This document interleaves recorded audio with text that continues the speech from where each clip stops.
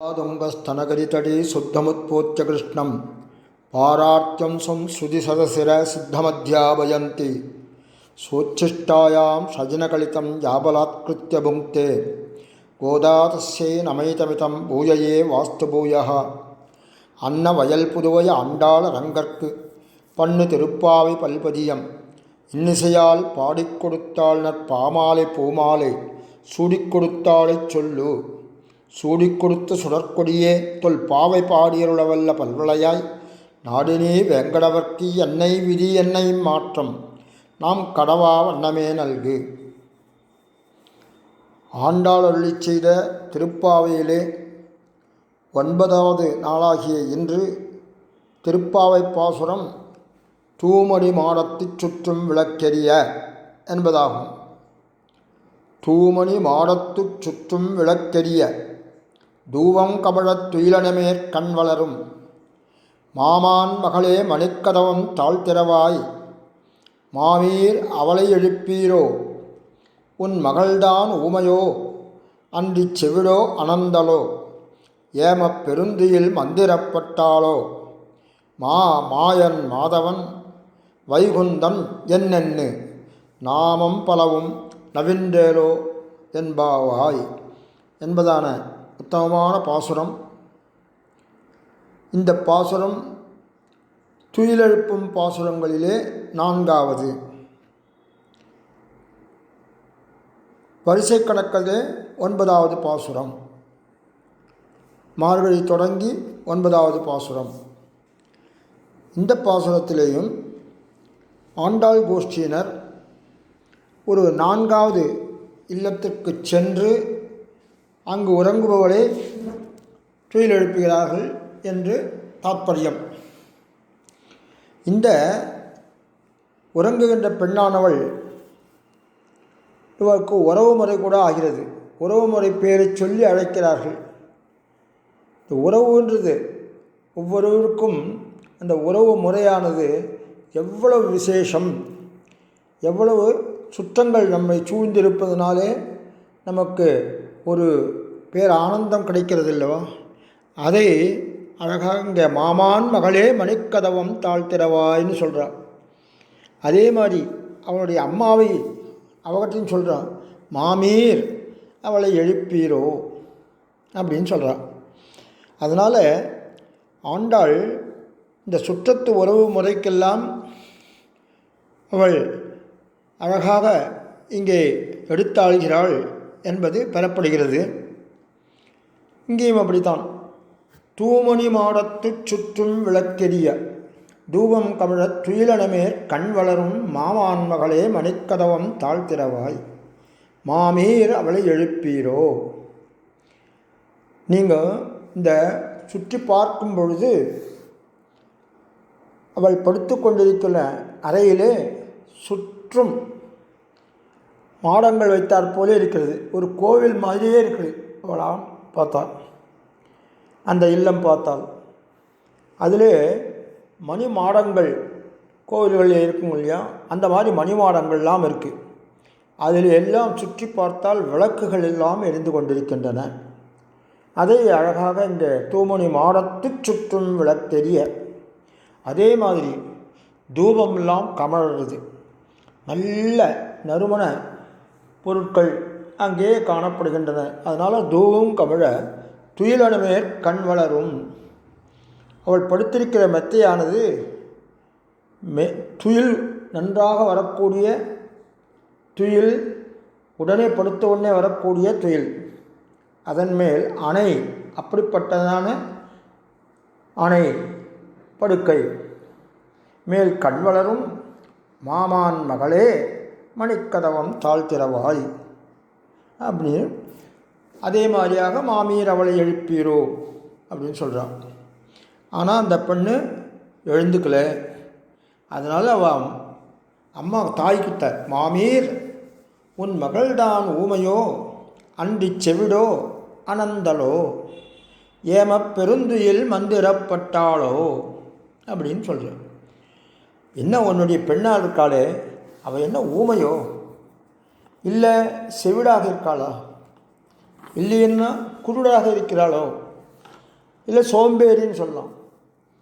அனந்தலோன்னா இந்த இடத்துல சோம்பேறின்றது மாதிரி இருக்குது. அதனால் சோம்பேறியாக இருக்காளா? ஏமப்பெருந்துயில் மந்திரப்பட்டாலோ, இல்லை கும்பகர்ணன் தானே இவளுக்கு பெருந்துயிலெலாம் கொடுத்துட்டானோ, யாராவது மந்திரம் போட்டாலோ இவள் தூங்குவதற்காக அப்படின்ற மாதிரி அழகாக சொல்கிறாள்.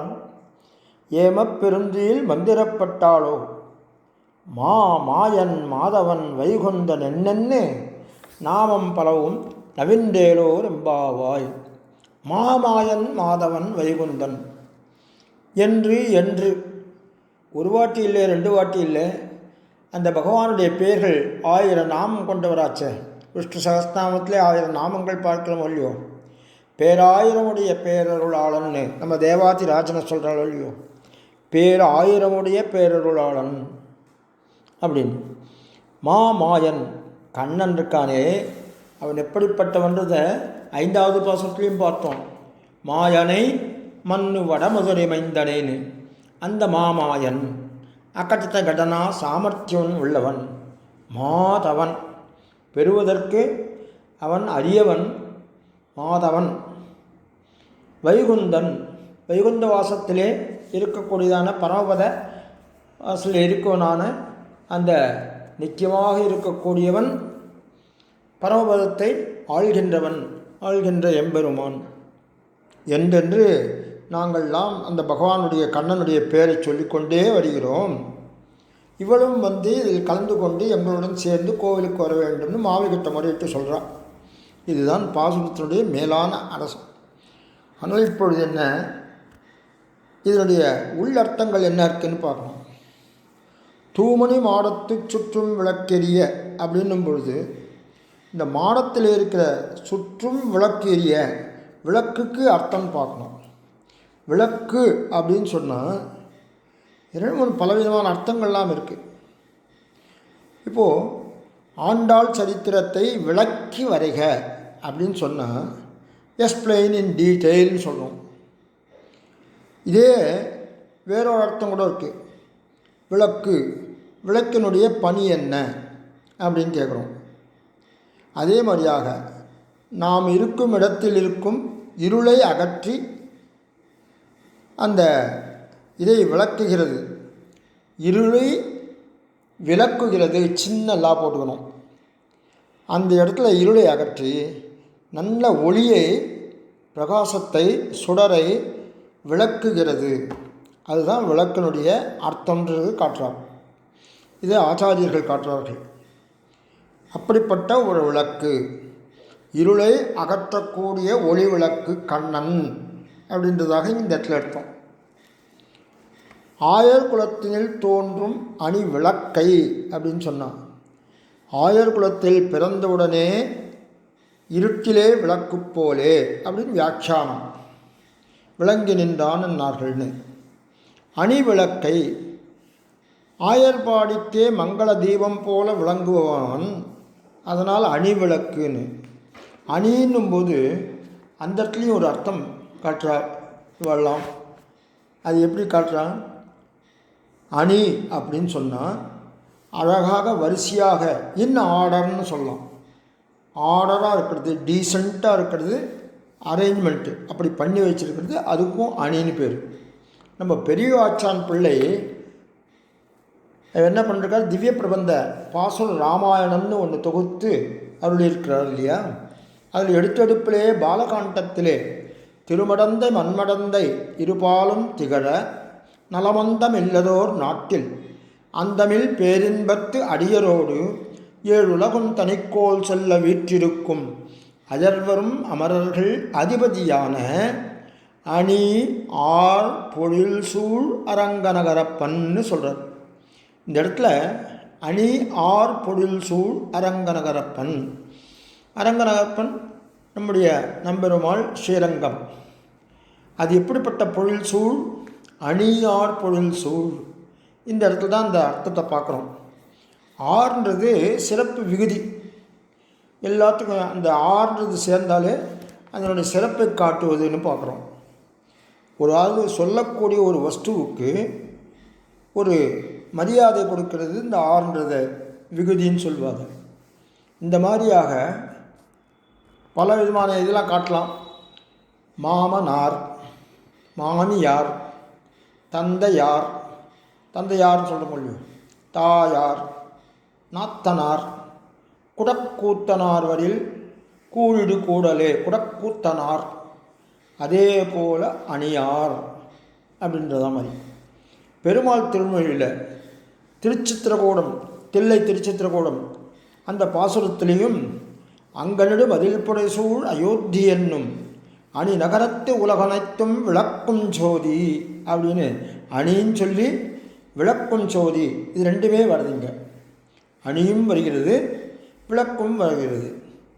அப்படியாக இந்த இதற்கு அர்த்தம். அதே மாதிரியாக தாயை குடல் விளக்கம் செய்த தாமோதரனை, தாயை குடல் விளக்கம் செய்த, குடல் விளக்கம்னு அர்த்தம். இந்த இடத்துல விளக்கம்னா தூய்மைப்படுத்துதல். கண்ணன் தேவகி மகனாக பிறந்தான். பிறந்தவுடனே அவன் 4 கைகளுடன் தோன்றினான். அங்கே பிறந்தானே இல்லை, ஆக்சுவலாக அங்கே தோன்றினான். கண்ணன் சிறைச்சாலையிலே அட்டமி நன்னாளிலே நடு இரவிலே தோன்றினான், பிறக்கவில்லை. அப்போது 4 சதுர்புஜ கண்ணனாக அங்கே தோன்றுகிறான். உடனே பார்த்தாள் அந்த தாயான தேவகி. அவளுக்கு ஒரு பக்கம் சந்தோஷம், மறுபக்கம் பயம் அவளை பீடிக்கிறது. ஐயோ, இந்த ஊரார்களுக்கு தெரிந்தால், அதுவும் கம்சனுக்கு தெரிந்துவிட்டால் இவனை கொன்றே விடுவானே, இவனை எப்படி காப்பாற்றுறது அப்படின்னு சொல்லி இந்த கண்ணன்கிட்டே வேண்டுகிறா, குழந்தைகிட்ட வேண்டுகிறா. நீ சாதாரண குழந்தையாக 2 கைகளுடனே இருன்னு சொல்லி வேண்டுகிறான். அதை மாத்திரு பரிபாலனம் பண்ணுவன் போலே கண்ணனும் என்ன பண்ணுறான், 4 கைகளை விடுத்து 2 கைகளாக சாதாரண ஒரு குழந்தையாக அங்கே அவர்களுக்கு சேவை சாதிக்கிறான். ராமாயணத்திலே பார்க்கிறோம், ராமன் தன்னுடைய தந்தையான தசரதியின் அந்த மாத்திரு பரிபாலனம், மாத்திரு வாக்கியத்தை காப்பாற்றினான். இங்கே அப்போது ராமாயணத்தில் இந்த ராமனுக்கு வயசு 22-24 இருக்கும் காட்டுக்கு போகும்போது. ஆனால் ஒரு பிறந்த குழந்தையாக கண்ணன் தாயினுடைய அந்த வாக்கை காப்பாற்றுகிறான் இல்லையா? எப்படிப்பட்ட ஒரு விசேஷம் பாருங்க. ஒரு குழந்தையாக இருந்து அவன் இதை செய்கிறான். இதைத்தான் சொல்கிறான், தாயை குடல் விளக்கம் செய்த தாமோதரனே. நம்ம கிராமத்தில் கூட பார்த்தோம்னா இந்த பெரியவர்கள்லாம் சின்ன குழந்தைகளுக்கெல்லாம், இந்த சிறுவர் சிறுமிகளுக்கெல்லாம் எல்லாம் என்ன பண்ணுவா, விளக்கெண்ணெய் ஒன்று கொடுப்பா வயிற்றில், வெறும் காலி வயிற்றில். எதுக்காக? அது குடலை க்ளீன் பண்ணுறதுக்காக, சுத்தம் பண்ணுறதுக்காக. அந்த மாதிரியாக அது தூய்மைப்படுத்துகிறது. அந்த எண்ணெயானது போய், விளக்கெண்ணெயானது அது வயிற்றை சுத்தம் செய்கிறது அப்படின்றதாக பார்க்குறோம். அப்படிப்பட்ட விளக்கம். மாயன் மாதவன் வைகுந்தன் என்னென்னு நாமம் பலவும் நவென்று. பகவானுடைய 1000 நாமங்களையும் இந்த இடத்துல சொல்லுவோம் அப்படின்ற மாதிரி ஒரு காமிக்கிறார். இந்த திருமங்கை ஆழ்வாரும் தன்னுடைய மங்களாசாசனத்தில் மொத்தம் இந்த பாசுரங்கள்லாம் பாடிருக்காரு. அதுலேயும் நிறைய இடத்துல 1000 நாமங்களையும் எடுத்து ஓதுகிறார்னு பார்க்குறோம். இப்போ முக்கியமாக கண்ணனுடைய வெவ்வேறு பேர்களை இந்த பாசுரத்திலே அமைத்திருப்பது ரொம்ப சிறப்பு. மாயன் மாதவன் வைகுந்தன் என்று நாமம் பலவும் நவென்று சொல்லுவோம் வாருங்கள்னு. இந்த பாசுரத்திலே எழுப்பப்படும் ஆழ்வார் திருமிழிசை ஆழ்வார். இந்த திருமிழிசை ஆழ்வாருடைய சரித்திரமே ரொம்ப விசேஷமாக இருக்கக்கூடியதான ஒன்று. பூவிருந்த வள்ளிக்கு அருகிலே உள்ள க்ஷேத்திரம் திருமிழிசை க்ஷேத்திரம். இதுதான் நம்முடைய திருமிழிசை ஆழ்வார் அவதரித்த க்ஷேத்திரம். தை மாதம் மக நட்சத்திரத்திலே இந்த திருமிழிசை அவதாரம் நடந்தது. இவருக்கு பக்திசாரன் என்ற பெயரும் இருந்தது. திருமிழிசை கூட மகீசாரம் அப்படின்ற பெயர் கூட உண்டு. உபதேச ரத்னமாலில் சுவாமி மனோல மாமுனிகள் இவருடைய அவதார தினத்தை சிறப்பாக கொண்டாடுகிறார்.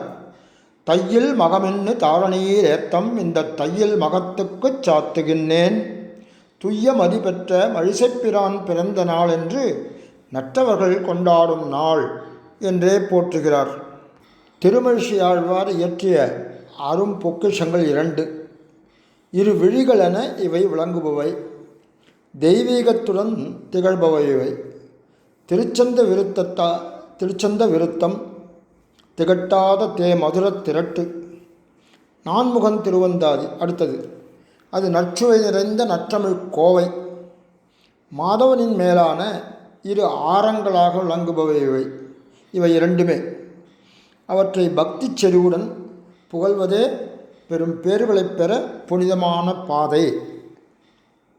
அன்றாடும் புகழ்வோர் அவர்கள் அடையாத சாதனைகளே இல்லை என்று சொல்லலாம் அப்படின்னு இவருடைய பெருமையை பற்றி சொல்கிறார். இவருடைய பாடல்கள் அனைத்துமே பகவானை எண் கணிதத்திலே சித்தர் என்று சொல்லக்கூடிய அளவுக்கு எண்ணினாலேயே பாட்டை அழகாக எண்ணை அமைத்து அதை பகவானுடைய பெருமைகளையும் அந்த க்ஷேத்திர மகிமைகளையும் தத்துவங்களையும் வைணவ தத்துவங்களையும் அழகாக குறிப்பிடுவதிலே வல்லவராக விளங்குபவர். அவர் அருளி செய்த திருச்சந்த விருத்தத்திலே முதல் பாட்டிலேயே பூநிலாய 5மாய் புனற்கண்ணின்ற 4மாய் தீநிலாய 3மாய் சிறந்த கால் 2மாய் மீனிலாய தொன்றுமாகி வேறு வேறு தன்மையாய் நீனிலாய வண்ணன் என்னை ஆர் நினைக்க வல்லரே அப்படின்னு கணக்காற்றார். திருச்சந்த விருத்தம் மொத்தம் 120 பாக்களை கொண்டது. திருக்கச்சி நம்பிகள் அருளி செய்த தனியனிலே இந்த திருச்சந்த விருத்தத்திற்காக அந்த தனியன் 2ம் இந்த திருமிசை பிரானுடைய பெருமையையும் அந்த திருமழிசையினுடைய ஊரினுடைய பெருமையும் ரொம்ப அழகாக குறிப்பிடுகிறார். தருச்சந்த பொழில் தொழுவு தாரணையின் துயர்த்தீர திருச்சந்த விருத்தம் செய் திருமழிசை பரன் வருமோர் கருச்சந்தும் காரகிலும் கமழ்கோங்கும் மணனாரும் திருச்சந்தத்துடன் மருவு திருமழிசை வளம்பதியே. இன்னொன்று, உலகும் மழிசையும் உள்ளுணர்ந்து தம்மில் புலவர் புகழ்கோளால் தூக்க உலகு தன்னை வைத்தெடுத்த பக்கத்தும் மானீர் மழிசையே வைத்தெடுத்த பக்கம் வலிது. அப்படியாக இந்த உலகும் மழிசையும் உள்ளுணர்ந்து தம்மில் புலவர் புகழ்கோளால் தூக்க அப்படின்னு சொல்லி உலகு தன்னை வைத்தெடுத்த பக்கத்தும் ரெண்டுத்தையும் கம்பேர் பண்ணி ஒரு தட்டில் வச்சா இந்த உலகம் பூரா பூமி இருக்கு அது பூரா, இன்னொரு இடத்துல அந்த திருமழிசையை ஒரு தட்டில் வச்சா இந்த திருமழிசை இருக்க பக்கமானது நல்ல சிறப்பு வாய்ந்ததான பலமாக இருப்பதனால கீழே அழுந்தி இருக்குமாம்.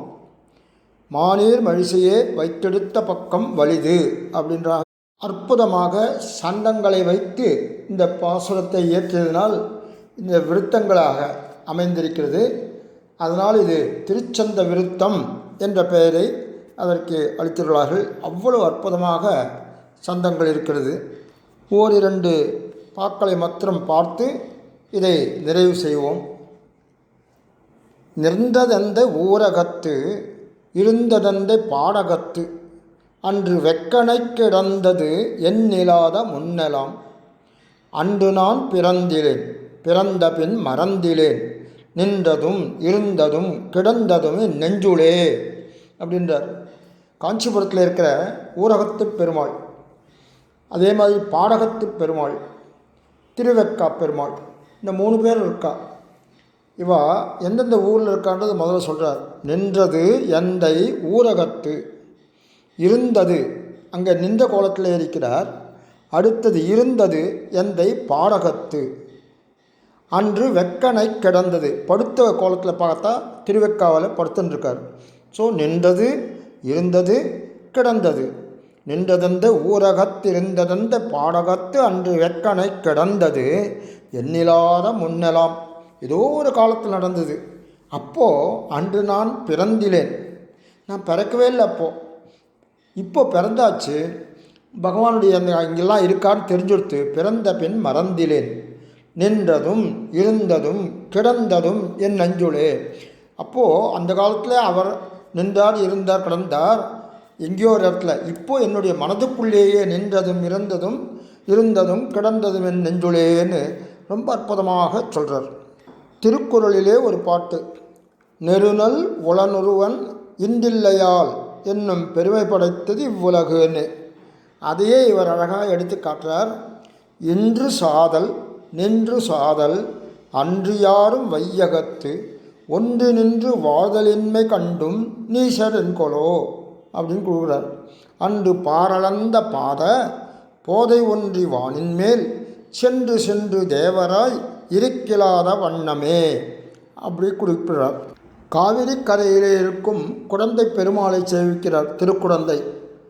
அப்போது அவர் பார்த்துட்டு, பெருமாளை பார்த்துட்டு இவர் சொல்கிறார், நடந்த கால்கள் நொந்தவோ நடுங்க ஞாலம் ஏனமாய் இடந்தமை கொழுங்கவோ விளங்குமால் வரைச்சொரும் கடந்த கால் பரந்த காவிரி கரை குடந்தையுள் கிடந்தவாறு எழுந்திருந்து பேசுவாழி கேசனே.